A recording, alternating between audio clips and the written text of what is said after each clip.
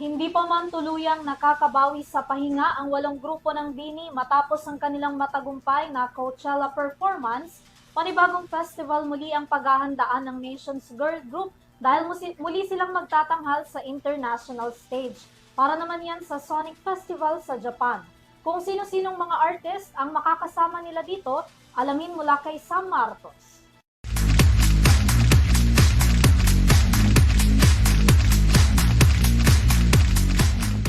Dumako naman tayo sa mundo ng entertainment para sa ating balitang showbiz ngayong araw ng Lunes.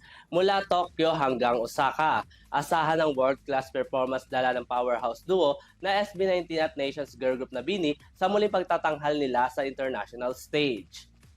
Muling sasabak sa international stage ang powerhouse duo na SB19 at Nations Girl Group na BINI sa nalalapit na Summer Sonic Festival 2026. Kabilang kasi ang dalawang grupo sa lineup na magpa-perform sa nasabing festival kasama ang iba pang international artists.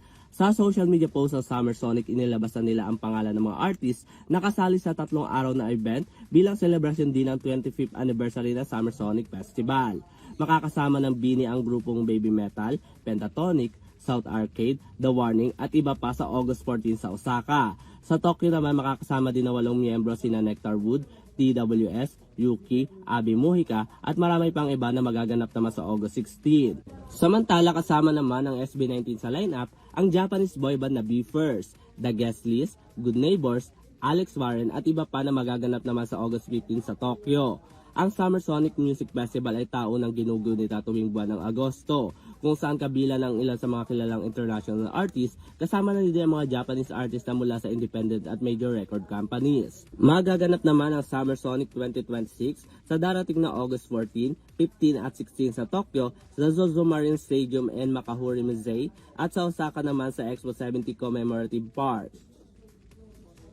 At yan muna ang mainit na balita sa mundo ng entertainment. Muli ako si Sam Marcos. Balik sa inyo, Vanessa, Henry at Mia.